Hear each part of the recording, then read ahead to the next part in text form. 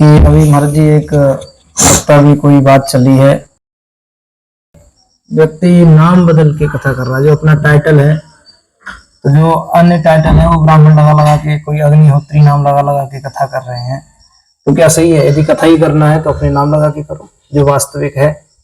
सीधी सी बात हम ये कहेंगे, आज जो सनातन संस्कृति की बदनामी हो रही ना, ब्राह्मणों की बदनामी है, व्यासों की बदनामी है, केवल ऐसे लोगों की वजह से। क्योंकि ये होते कुछ है, दिखाते कुछ है, बनते कुछ है, बनना कुछ और चाहते हैं। तो भाई जो मेन टाइटल है, यदि आप जो हो सो वो लिखो ना। टाइटल तो ये सरकार का भी यही कहना है, जो आपका टाइटल है वो लिखो अपना।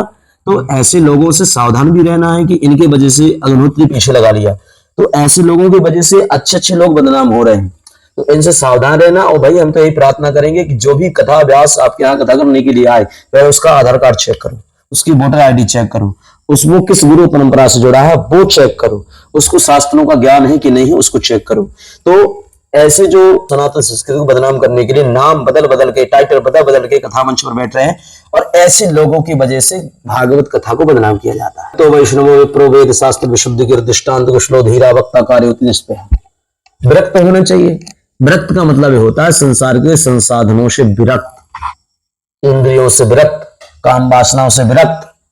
वैष्णव यानी वैष्णव का मतलब भगवत भक्त होना चाहिए। वैष्णव का मतलब भगवान का भक्त होना चाहिए।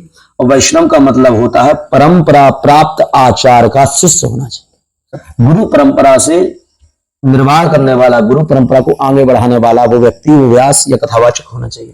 तो उसका वैष्णव विप्र होना चाहिए, ब्राह्मण होना चाहिए, वेद सम्मत, श्रुति स्मृति धर्म सम्मत और श्रुति सम्मत जिस बात को बताए और जो पढ़ा हो, वेद पद घन जटा माला रेखा ध्वज आदि का जिसने अध्ययन किया हो, वो विप्र बनता है। वक्ता कार्योति निष्प्रह। वक्ता ऐसा होना चाहिए, दृष्टांत विभिन्न दृष्टांतों के माध्यम से समझा बुझा करके उसी भक्ति मार्ग पर ले आए, वही सनातन संस्कृति से जोड़े, उसी भगवान से जोड़े। विशेष रूप से एक बात में आपको कहना है कि वक्ता का प्रधान लक्ष्य क्या है, जनता के बताएं। वक्ता का जो प्रधान लक्ष्य है वो होता है कि सनातन संस्कृति से जोड़ना, सनातन को आगे बढ़ाना, और जो वेद मार्ग से भटके हुए जीव या भक्त हैं उन्हें वेदों की ओर लौटाना, जो पुरानी सनातन संस्कृति से भटक गए हैं उनको अपने धर्म से जोड़ना। वक्ता में इतनी क्षमता होती है कि वो धर्म परिवर्तन नहीं होने देता। वक्ता का मतलब केवल कथा करना नहीं है, वक्ता का मतलब होता है डट करके सामना करना। आजकल में तो ऐसे वक्ता है जिसने एक मंत्र पढ़ा नहीं, वेद जाना नहीं, इसलिए तो खंडन हो रहा है, इसलिए तो सनातन संस्कृति को बदनाम किया जा रहा है। क्या श्लोक के जो मंगलाचरण है वो शुद्ध नहीं बोल, शुद्ध उच्चारण नहीं हो पा रहा। हमने भी कई वीडियो ऐसे देखी है। बहुत सारे वक्ता, नाम तो नहीं लेंगे, नाम किसी का नहीं ले रहे हैं, लेकिन ऐसे ऐसे वक्ता है जिसको मंगलाचरण भी शुद्ध नहीं आ रहा है, ये हालत चल रही है। और ऐसे लोगों की कथा हो रही है।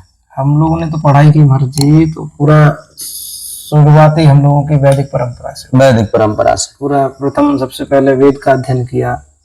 40 अध्याय वेद के, यजुर्वेद के, क्योंकि कृष्ण यजुर्वेद भी हम लोग नहीं। आज हम लोग जो भी आजकल में जो वक्ता है उनको वेद का तो एक मंत्र भी नहीं पता है। आज जो भी हम लोग बात कर रहे हैं, या वेदों की जो बात कर रहे हैं, या सनातन संस्कृति की जो बात कर रहे हैं, वो इसलिए है क्योंकि प्रारंभ शिक्षा ही हमारी वेदों से प्रारंभ है। जी।